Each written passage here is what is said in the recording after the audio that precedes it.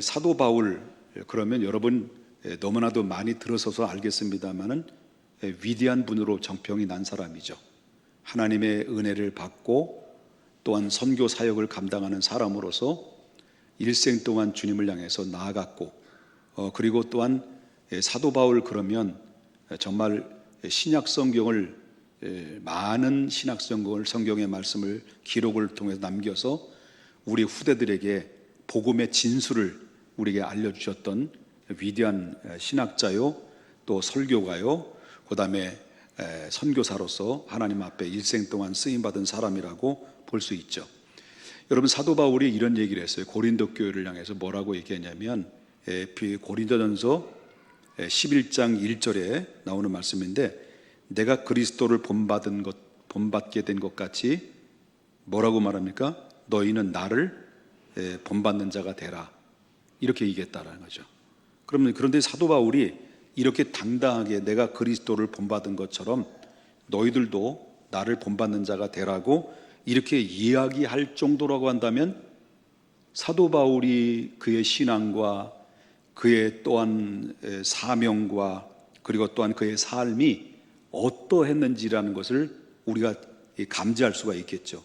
그만큼 나를 본받으라라고 이야기할 정도라고 한다면 그의 삶은 그리스도인으로서 또한 하나님의 사역자로서 책임 있는 삶을 살았다는 그 흔적을 우리가 엿볼 수가 있다라고 하는 것이지요. 그렇다고 한다면 그 사도 바울은 어떤 삶을 살았기에 나를 본받는 자가 되라고 할 정도의 이렇게 당당하게 외치는 하나님의 사람이 되었는가 라고 하는 것을 보게 되면, 그런 사도 바울에 대해서 어느 정도 우리가 그 삶을 어떻게 살았는지, 사도 바울이 어떤 사람인지에 대해서 한 번쯤 생각해 볼 필요성이 있기에, 그렇다면 사도 바울은 어떤 사람인가? 그러면 이제 성경에 나오는 말씀을 이렇게 이야기한다. 그 이름부터 소개를 한다면, 사도행전 13장 9절에 보니까 사도 바울은 원래 바울이 아니라 원래 이름이 어떤 이름일까요? 자, 바울이라고 하는 누구라고 그럴까요? 사울이라는 이름입니다. 원래 바울이라는 이름은 그 예수님을 믿고 난 이후에 얻어졌던 이름이라고 한다면, 예수 믿기 이전에 그 바울의 이름은 사울이었다라는 거죠. 여러분, 사울이라고 하는 것은 희망이다라는 말입니다. 다시 말한다면 큰 자다라는 히브리어의 이름을 가지고 있다는 거죠. 그런데 예수 믿고 난 다음에 바울이라는 이름을 바꿔서, 바울이라는 이름의 뜻은 바로 작은 자다, 헬라의 이름으로 이제 기록되어 있던 거죠. 그렇기 때문에 바울이라는 이름이 예수 그리스도로부터 부름을 받고 난 다음에 이후부터 이 사람이 사울에서 바울로 이름을 개명이 됐어요. 사람들은 그래요. 사람들은 자꾸 자기의 이름을 알리기를 원하잖아요. 대부분 옛날에는 명함을 다 가지고 있었어요. 나는 누굽니다, 나는 어떤 직분을 가졌습니다, 나는 이런 위치에 있습니다라고 자기 이름을 알립니다. 또 자기는 또 얼굴을 알리기를 좋아해요. 그래서 여러분, 정치하는 사람들 보면 미국의 대통령이나 저명한 사람이 오면 그 옆에서 사진을 이렇게 찍잖아요. 그리고 더 많이 뒤에서 찍고, 나는 이 사람과 함께 사실상 관계도 없는 사람인데 그 옆에 뒤에서 살짝 찍어가지고 나 이 사람과 친한 사람이다, 나 이만큼 내가 괜찮은 사람이다라고 뽐을 힘껏 내는 사람들을 종종 볼 수 있잖아요. 꼴불견이잖아요. 이런 분들을 보는 것처럼 사람의 심리 속에는 자기의 이름을 드러내고 자기 얼굴을 알리기를 원하는 것이 사람의 본질적인 특성이라고 볼 수가 있다는 거죠. 그렇지만 이 사도 바울은 자기 자신을 향해서 더 이상 나는 큰 자가 아니다, 나는 작은 자다 라고 이렇게 이야기를 합니다. 왜 그러냐? 내가 과거에는 큰 자라고 인정받았을는지 모르지만 지금은 큰 자가 아니라 작은 자다라고 이렇게 자기 이름을 작은 자로 표현하는 이유가 뭐냐? 그것은 바로 만삭되지 못한 죄인 중에 괴수 같은 나를 주님이 나를 불러주시고 당신의 자녀로 삼아주신 것만도 감사한데, 이렇게 주님께서 나에게 이방인을 구원하라고 이방인의 사도로 부름받은 그 부름에 대해서 생각을 하게 되면 하나님 앞에 감사하고 또 감사하지 않을 수 없다라고 하는 겸손에 대한 표현이라고 하는 것을 보게 된다라고 하는 거죠. 사도 바울은 이렇게 겸손했다라는 거예요. 그러나 사도 바울이 부름을 받기 이전까지만 해도 이 사람은 어떤 사람입니까? 원래 작은 자가 아니었다라는 거죠. 이 사람은 큰 자였습니다. 사도 바울은 바로 예수 그리스도를 만나기 직전까지는 모든 사람들이 인정했고 자기도 인정할 만큼 화려한 그런 전적을 가지고 있는, 화려한 명함을 가지고 있는 하나님의 사람이었다는 것을 보게 되는 거죠. 빌립보서 3장 5절부터 6절을 보게 되면 이 바울 사도가 예수님을 믿기 이전에 어떤 존재였는가라는 것을 살짝 우리에게 보여주고 소개를 하고 있는데요. 나는 8일 만에 뭘 받았다는 거죠? 할례를 받고 이스라엘 족속이요, 베냐민 지파요, 히브리인 중에 히브리인이요, 또 율법으로는 바리새인이요, 열심으로는 교회를 파괴하는 율법의 의로는 뭐가 없는 자라는 거야? 흠이 없는 자예요. 그뿐만 아니에요. 유대인의 규칙에 따라서 이 사람은 장막을 만드는 기술을 습득을 했어요. 그뿐만 아닙니다. 이 사람은 태어날 때부터 그때 당시에 종조국이라고 하는 로마의 시민권을 입에다 물고 나왔어요. 그러니까 세상에 부러워할 것이 없을 만큼 이 사람은 엘리트 코스를 전부 다 밟고 태어났어요. 그래서 이 사람은 금수저를 물고 나온 사람이에요. 그뿐만 아닙니다.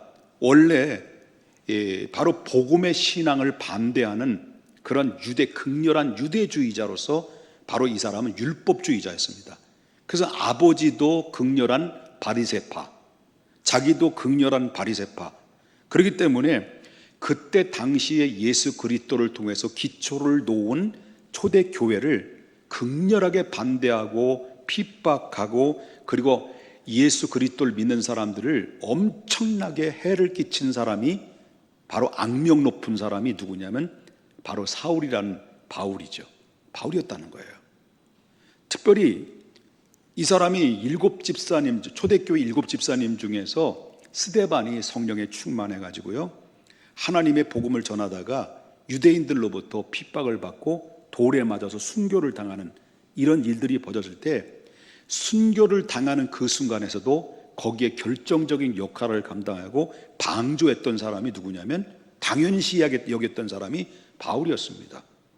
그래도 그 분을 못 이기니까 바울은 여기서 분을 못 이겨서 이 기독교인들을 어떻게 하면 진멸을 할까라고 이렇게 혈안을 가지고 있다가 기독교회를 진멸하고자 하는 마음으로 이 사람은 대제사장에게 찾아갑니다. 이 정도 열정이죠. 대제사장에 찾아가가지고 기독교를 신앙을 가지고 있는 기독교인들과 사도들을 전부 다 체포하고 저들을 죽이기 위해서 대제사장에게 찾아가지고 이 체포영장을 발부받아요. 그래가지고 이는 어디로 갑니까? 다메섹을 향해서 바로 예수 믿는 사람들을 잡아들이기 위해서 다메섹까지 찾아가죠. 그런데 다메섹에 찾아가서 이 사람이 극적으로 누굴 만나요? 정말 핍박하는 그 대상자인 예수 그리스도, 부활하신 예수 그리스도를 딱 맞닥뜨린 거죠. 그래가지고 거기서 쓰러진 거죠. 그리고 이 부활하신 예수님을 만나고 예수 믿는 사람들을, 예수를 핍박하는 이 바울이 완전히 돌변해가지고 180도로 바뀌어져가지고 예수를 전하는 하나님의 사람으로 많이 탈바꿈하는 그 시점이 바로 뭐냐면 다메섹 성산에서 찾아갔던 부활의 주님을 만난 이후부터 그의 인생은 완전히 180도로 달라지는 것을 보게 됩니다.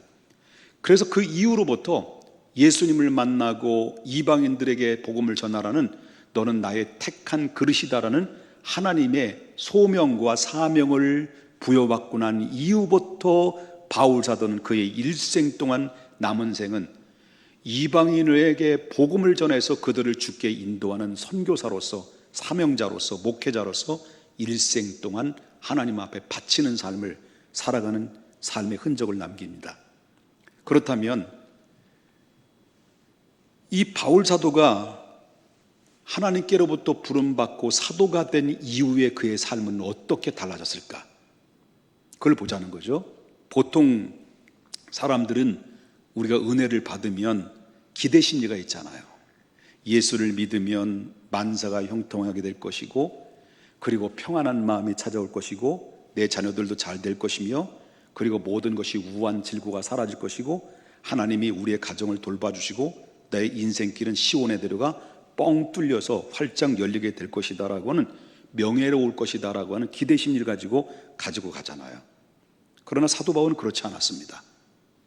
예수께서 영광스러운 부활을 위해서 십자가에서 그 모진 고난을 다 이겨내셨던 것처럼 자기 자신도 이제부터는 바로 부활의 영광을 위해서 나 또한 십자가를 지고 복음을 전하겠다라는 각오를 가지고 그는 그렇게 시작에 출발을 하게 됐다라고 하는 것입니다. 그리고 바울은 우선 세상 사람들이 정말 좋다라고 여겨지는 현실의 축복을, 정말 현실의 축복들을 완전히 그리스도를 쫓아가기 위해서 바로 하나님이 내게 맡겨진 사명을 위해서 완전히 배설물처럼 그때부터 버리기 시작합니다. 하나씩 하나씩 덜어내기 시작하는데 그는 무엇을 덜어냈을까요? 이것이 바로 빌립보서 3장 8절에 바울은 여기에 대해서 이렇게 이야기하죠. 빌립보서 3장 8절에 뭐라고 얘기합니까? 또한 모든 것을 해로 여김은, 다시 말한다면 내가 가지고 있었던 현실적인 축복을 전부 다 해로 여겼다는 거예요. 해로 여겼다. 배설물처럼 버렸다. 그 배설물처럼 여기고 내가 가지고 있던 과거의 모든 화려한 전적들이나 그리고 과거에 가졌던 모든 그런 현실적인 축복을 내던진 이유는 두 가지 때문이다. 두 가지가 바로 뭡니까? 아무리 내가 지식을 가지고 세상 사람이 나를 능가할 수 없을 만큼 엘리트 코스를 다 밟고, 그리고 또한 가장 이 유망한 정말 이 위치에 있는 존재인 나일지라도 바로 예수님을 아는 그 지식 이상은 능가할 수가 없다. 그러므로 예수 그리스도 그 자체가 최상한 지식이기 때문에 나는 그 지식 때문에, 난 지식을 얻기 위해서 내가 가지고 있는 것을 분토처럼 버릴 각오가 돼 있다. 그리고 또 한 가지는 내가 이 글을 위해서 모든 것을 잃어버리고 배설물처럼 내던진 이유는 내가 그리스도를 얻기 위함이었다라고 하는 겁니다. 그리스도를 얻기 위해서. 두 가지입니다. 내가 아무리 가지고 있고 부귀와 영화를 가지고 있고 내가 많은 지식을 가지고 있다 할지라도 예수님을 아는 지식에 비해는 나는 모래알같이 지극히 연약한 존재에 불과하다. 그러므로 예수님을 아는 지식이 최상의 지식이다라는 것을 그는 깨닫기 시작하면서 갖고 있던 걸 버립니다.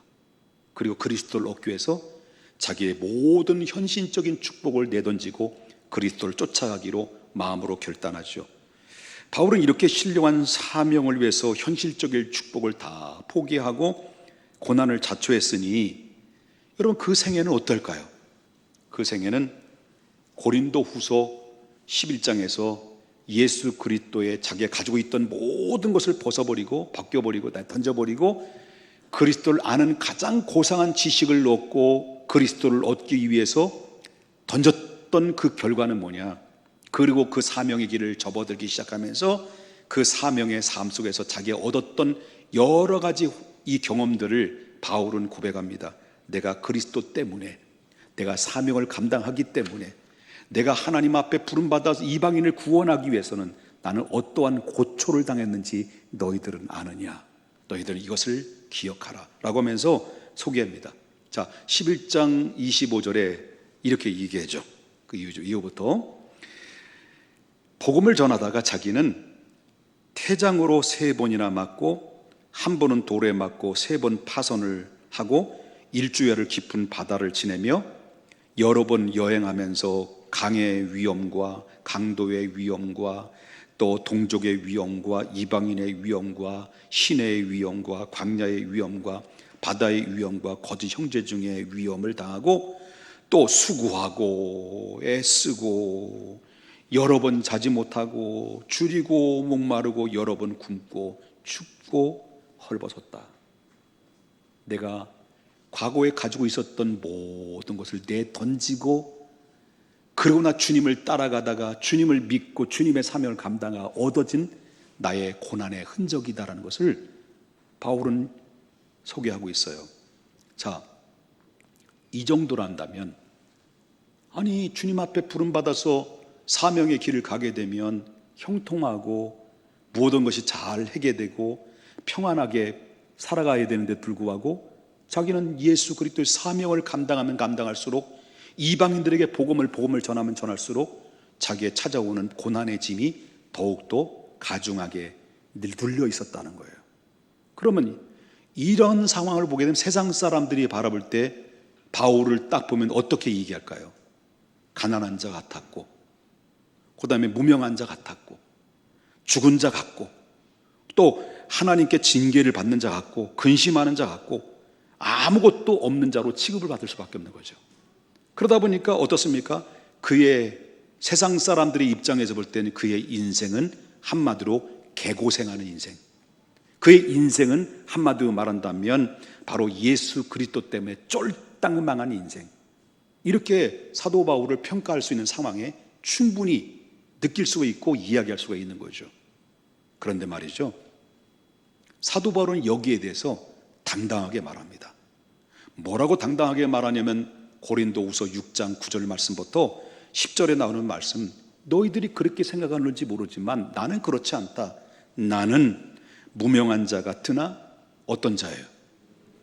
죽은 자 같으나 어떤 자예요? 보라, 우리가 살아있고 징계를 받은 자 같으나 죽임을 당하지 아니하였고 근심하는 자 같으나 뭐예요?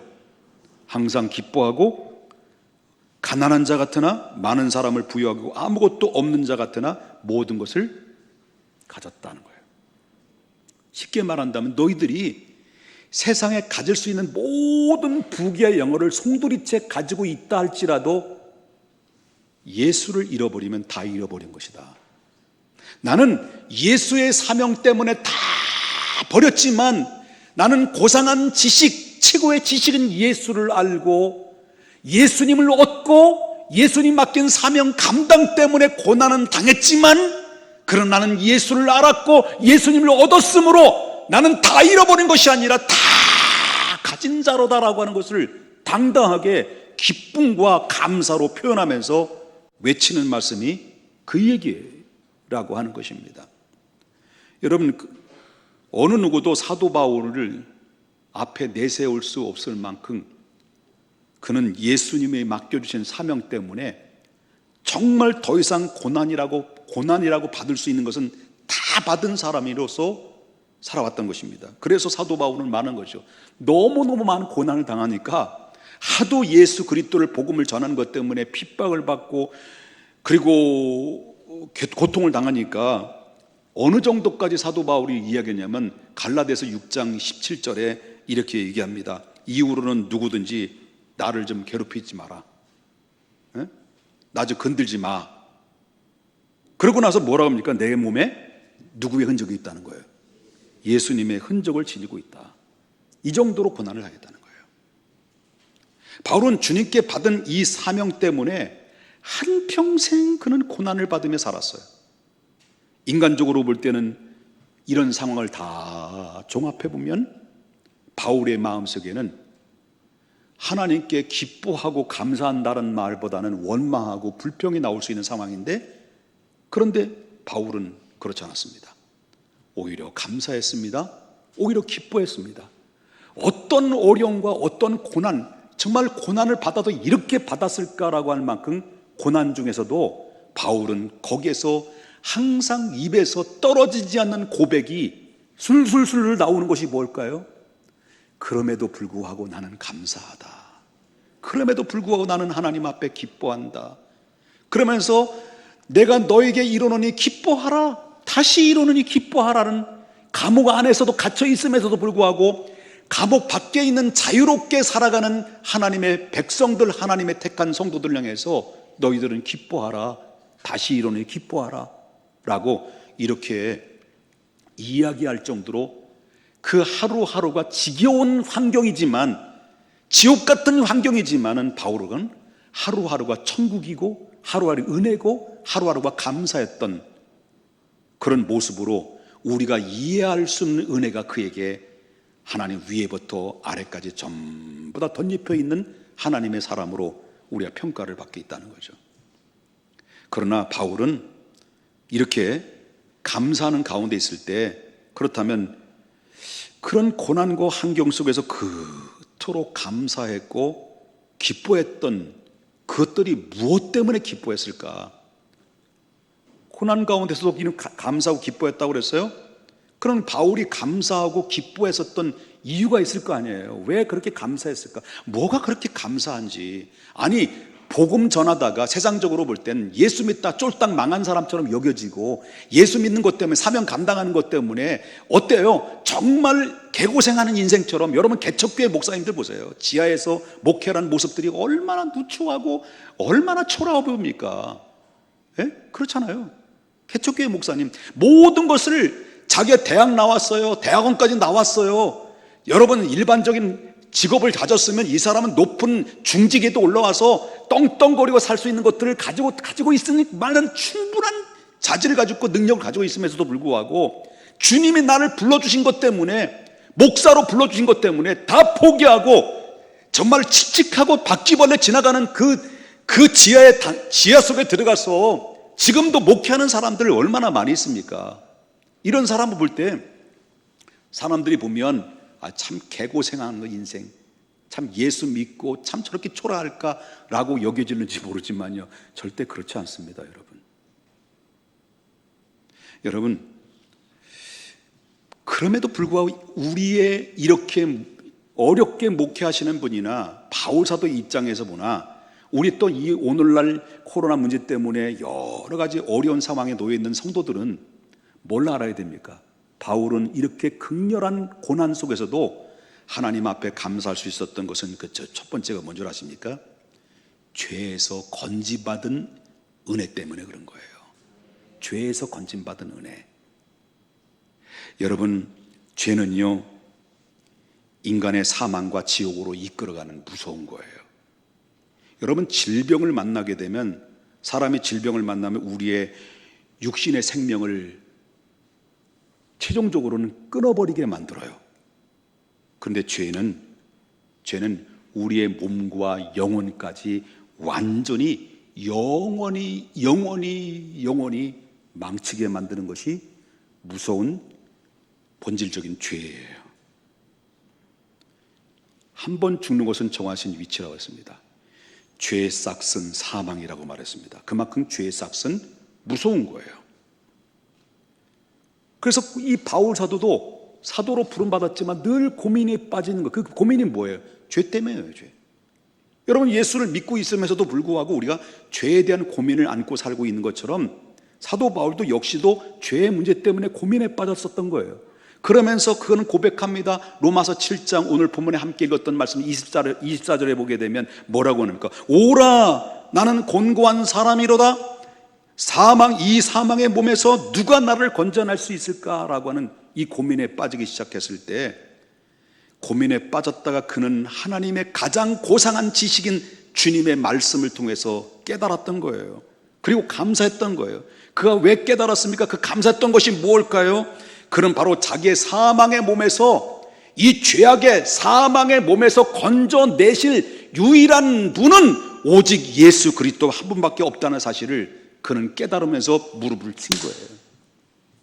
그리고 나서 그는 고백합니다. 감격스럽게 고백하는 것이 로마서 8장 1절부터 2절에 나오는 말씀인데, 그러므로 이제 그리스도 예수 안에 있는 자에게는 결코 정죄함이 없나니, 이는 그리스도 예수 안에 있는 생명의 성령의 법이 죄와 사망의 법에서 해방하였다라고 하는 이 말씀을, 확신을 갖고 난 이후로부터 그는 하나님 앞에 감격하고 기뻐하고 죄에서 자유를 얻고 하나님 앞에 영원한 생명을 소유한 구원의 은총 때문에 그 사명을 감당하는 그 가운데서도, 고난 가운데서도 자기를 버티고 견디고 이겨낼 수 있었던 유일한 통로와 매개체는 나를 구원하신, 그리고 죄와 사망에서 건져주신 예수 그리스도의 은혜로 말미암아 나는 능히 이길 수 있었고, 감사할 수 있었고, 기뻐할 수 있었고, 구원의 감격은 여전히 나를 누구도 막을 수 없는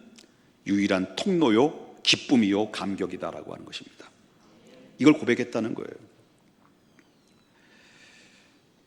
그러므로 말미암아 바울은 이 은혜를 깨달았기 때문에 오늘 저와 여러분이 읽었던 24절에 이렇게 고백하는 거예요. 우리 주 예수 그리스도로 말미암아 하나님께 감사하리로다.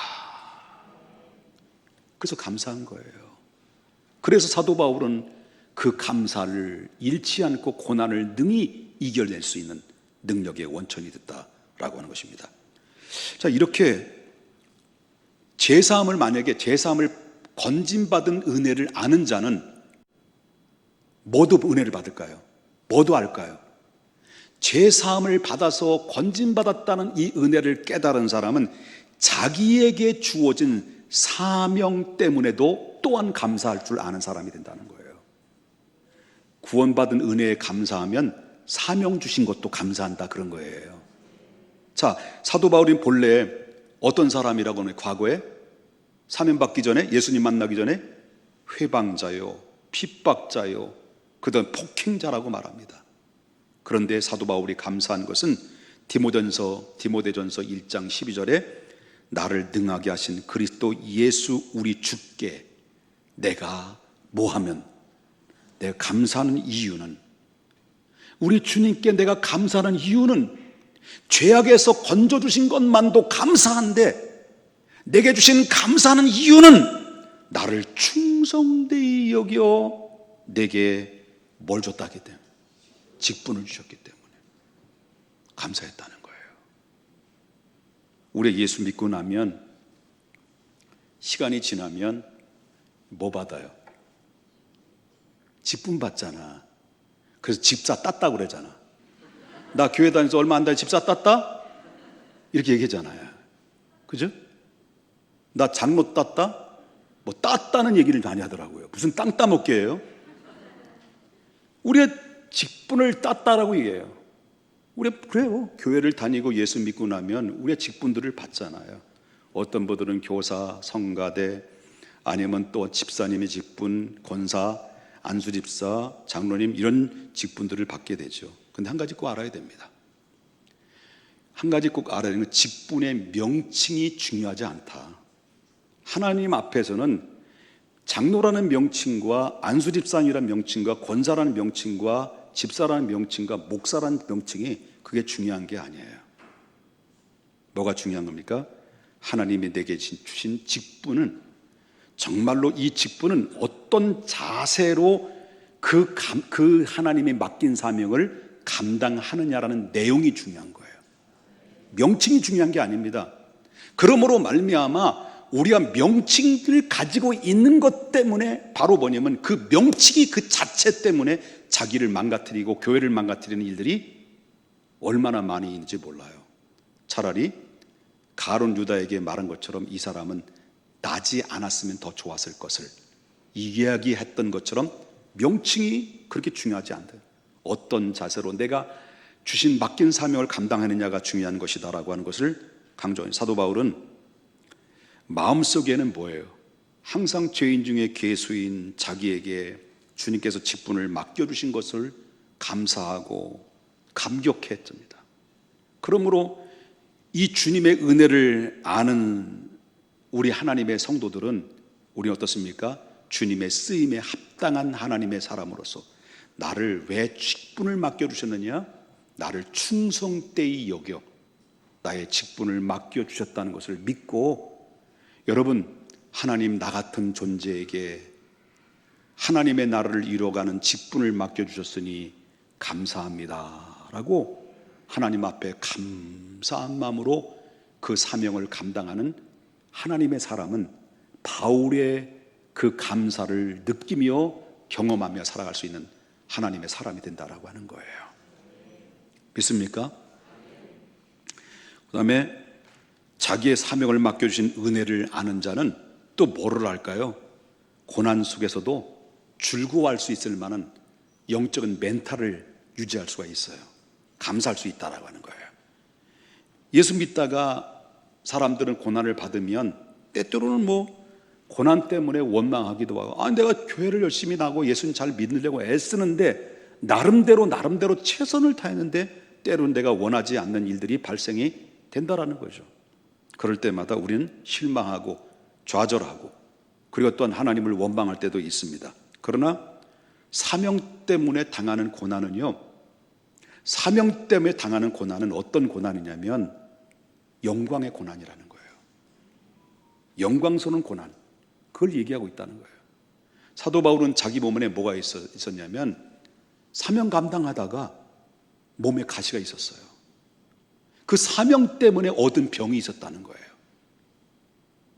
그것이 바로 뭐냐면, 어떤 사람은 안질이라고 하기도, 어떤 사람은 간질이라고 말하기도 하지만 정확한 것은 잘 모르겠습니다만은, 그러나 대부분의 사람들은 예수님을 만나고 빛을 봄으로 말미암아 눈이 시력을 잃어버렸다라고 얘기해요.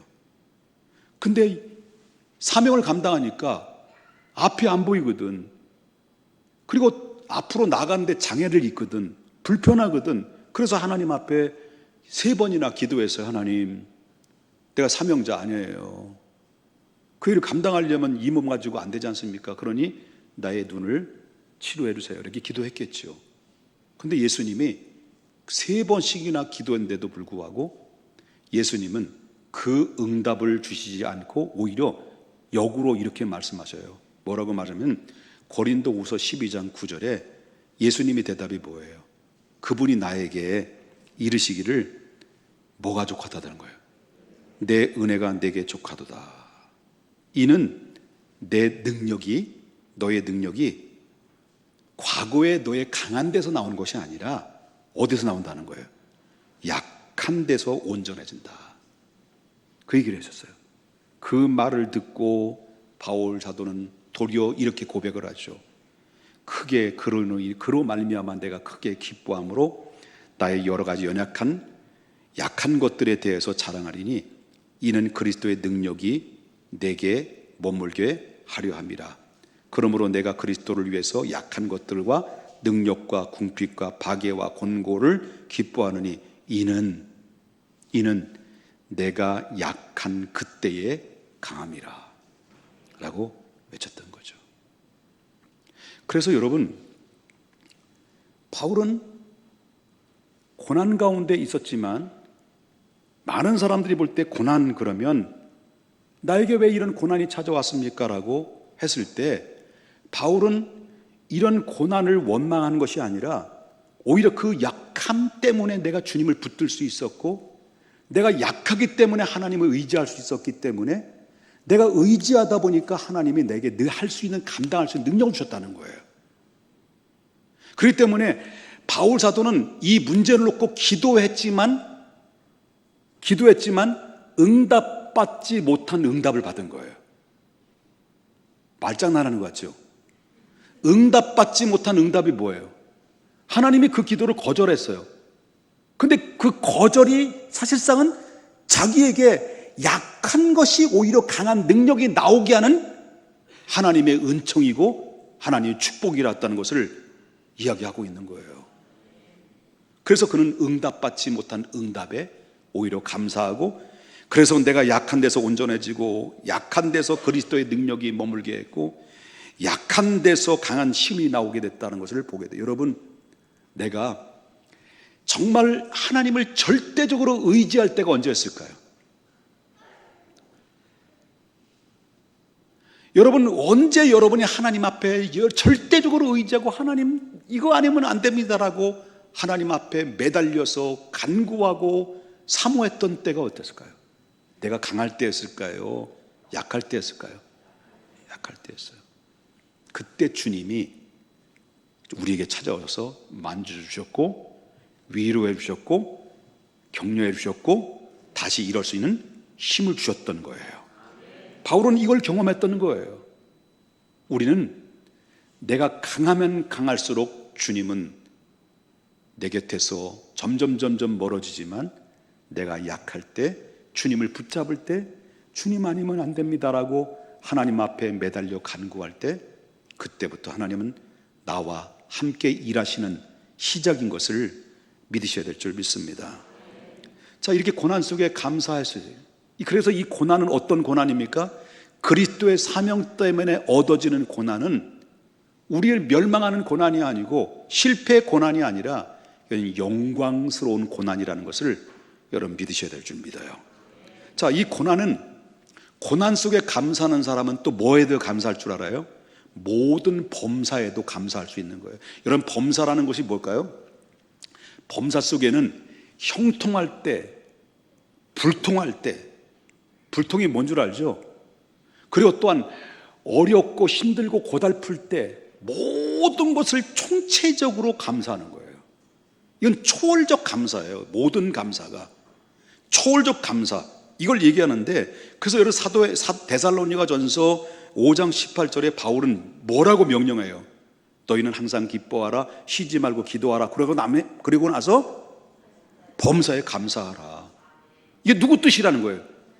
이는 그리스도 안에서 하나님의 뜻이다. 왜 이렇게 하나님의 뜻을 통해서 너는 감사하라는 이유가 뭘까? 우리를 향해서 뭔가 위대한 계획을 가지고 있기 때문에 그렇다는 거예요.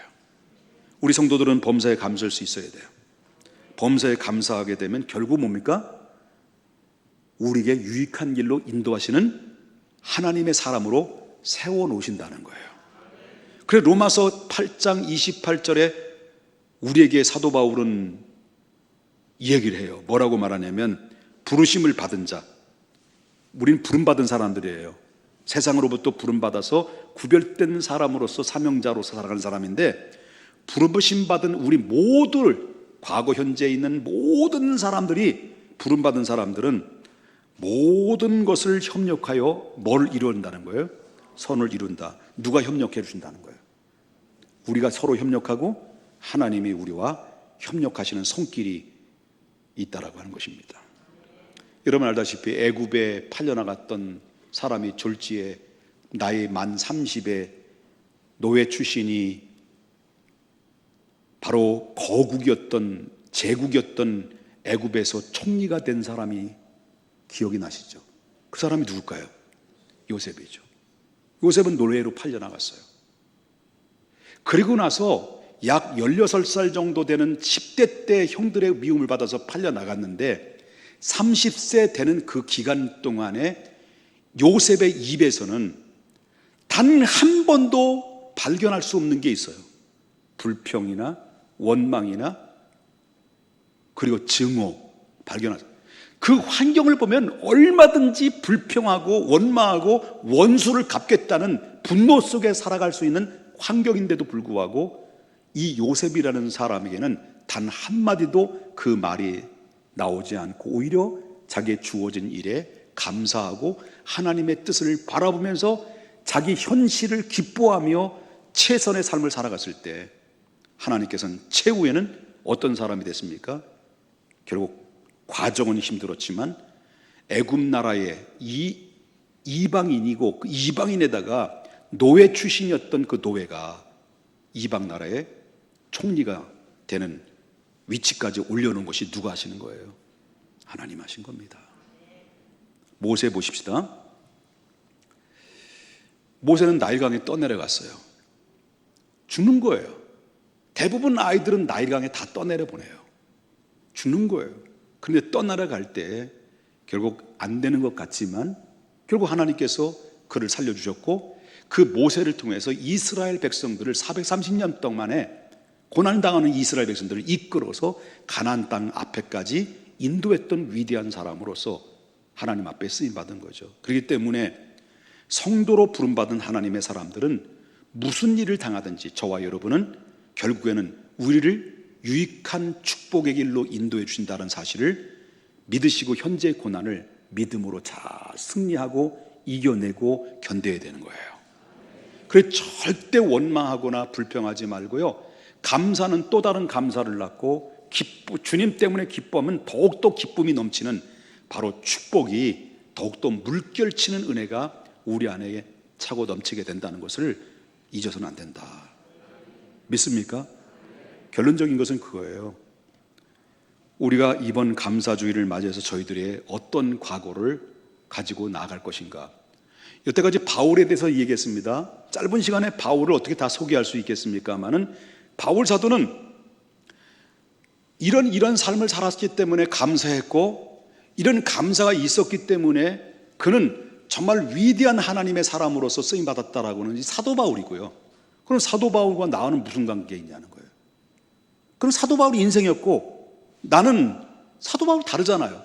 사도 바울처럼 내가 사도로 부름받는 것도 아니고, 사도 바울처럼 내가 선교사 된 것도 아니고, 그렇지만 한 가지 모두가 똑같은 공통적인 것은 바로 뭐냐면 예수 때문에 죄악에서 건진받은 구원받은 백성이라는 거예요. 사도 바울에게 나를 충성되이 여겨 하나님의 직분을 맡겨주신 것처럼 여러분들 각자에게도 하나님의 나름대로 필요에 따라서 충성되이 여겨 직분을 맡겨주신 거예요. 다를 바가 없어요. 다 똑같은 거예요. 그러므로 고난이 있을 수 있어요. 우리가 주님 믿음 지키는 것 때문에 때로는 억울한 일도 당할 수 있어요. 이 고난과 이 억울한 이 어떤 상황 가운데 있다 할지라도 결국 뭡니까? 그 고난은 우리를 망가뜨리는 고난이 아니라 영광스러운 고난이에요. 그러므로 말미암아 제 사함을 받은 은혜에 감사하는 사람은 직분을 주신 것도 감사하고, 직분을 주신 것에 대해서 감사하는 사람은 그 직분 때문에 고난당하는 그 고난도 기쁨으로 감사할 수 있고, 바로 이 고난 속에 기쁨으로 감사할 수 있는 사람은 바로 어떤 상황, 모든 것을 다 초월해서 모든 범사에 감사할 수 있는 그릇을 가지고 있는 자다. 그러므로 이런 사람들을 하나님이 들어쓰셔서 사용하시고 기뻐 영광 받으신다는 것을 믿으셔야 될 줄 믿습니다. 그러므로 우리는 이런 바울 사도가 그런 삶을 살았기에 마지막 인생 저녁 노을이 됐을 때 하나님 앞에 부름받기 직전에 디모데에게 이런 얘기를 해요. 내가 벌써 전제와 같이 부은 바 되었고, 나의 선한 싸움을 다 싸웠고, 나의 달려갈 길을 지금 마쳤다. 이제 이후로는 나를 위해서 기다리고 있는 주님이 저 보좌 앞에 나를 양팔 벌려 기다리고 계시는데, 내가 주님 앞에 가게 되면 나를 위해서 분명히 준비해 놓은 것이 있는데 그게 무엇인 줄 아냐? 그게 의의 면류관이다. 나뿐만 아니라 디모데야, 너도 이런 고난과 어려운 가운데 있지만은 하나님의 부르심과 사명을 위해서 고난을 이겨내야 된다. 그리고 버텨야 된다. 그리고 고난 속에 있다 할지라도 영광의 면류관을 바라면서 내가 기뻐했던 것처럼 너희도 기뻐하라. 이것은 디모데에게 들려줬던 하나님의 메시지뿐만 아니라 오늘 후대인 저와 여러분에게도 동일하게 적용되는 것이기에 우리 남은 일생 동안 우리의 선한 싸움을 다 싸우고 우리의 달려갈 길을 마친 후에 주님 앞에 설 그때에 바울이 받았던 의의 면류관처럼 우리도 동일하게 면류관을 받는 그 순간까지 힘들고 어렵고 고난이 있다 할지라도 끝까지 영적으로 믿음으로 바로 서서 내주신 사명 잘 감당하다가 주님 앞에 설 때까지 우리의 입에서는 항상 기뻐하고 감사하고 그리고 하나님 앞에 늘 영광 돌리는 삶으로 살아갈 수 있기를 바라는 것입니다. 지금까지 온 모든 것들이 다 전부 다 뭐였습니까? 하나님의 은혜였습니다. 하나님의 은혜였습니다. 그런 의미에서 우리 함께 찬양단과 은혜라는 찬양, 우리 아까 예성이 형제가 특주했던 그 찬양인데요, 우리 한번 같이 은혜를 생각하면서 우리 한번 찬양하겠습니다. 자, 좌우 옆분과 인사 나눕니다. 이 모든 것이 하나님의 은혜입니다.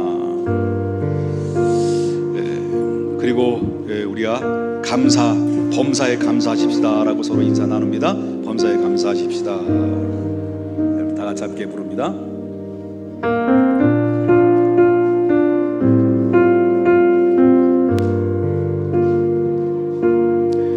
우리 가슴에 손을 얹고 주님 찬양합니다.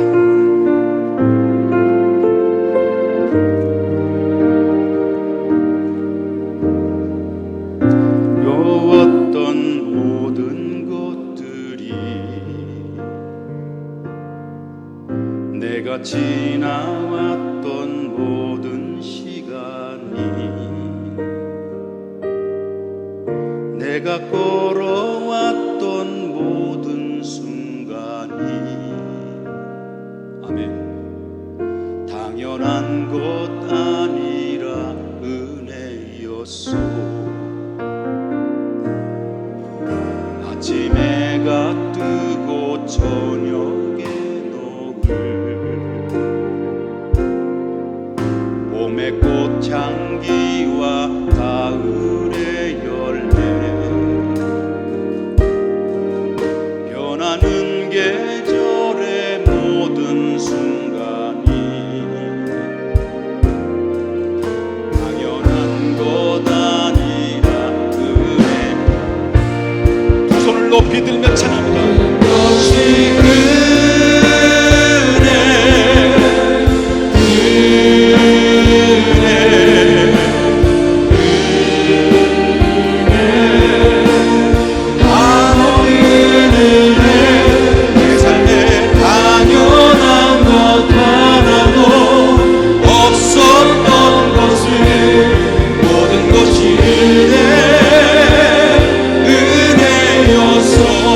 다시 한번 내가 누렸던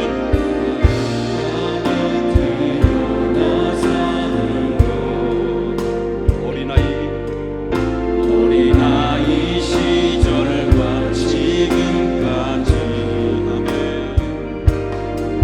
숨을 쉬며 살며 꿈을 꾸는 삶,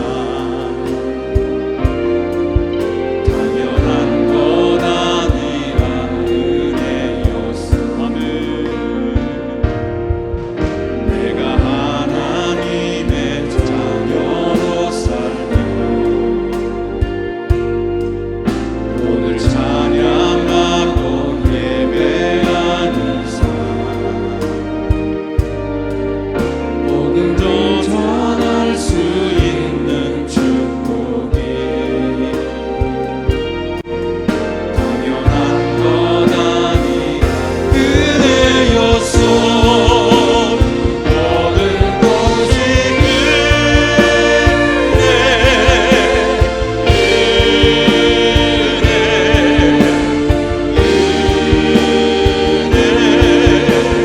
바로 은혜.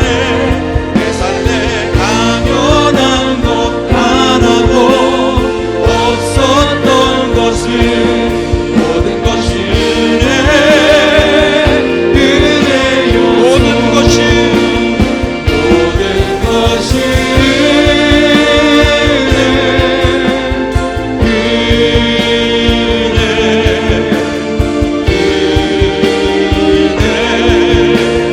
한없는 은혜. 내 삶에 당연한 것 하나도 없었던 것을, 모든 것이 은혜였소. 다시 한번 내 모든 것, 것이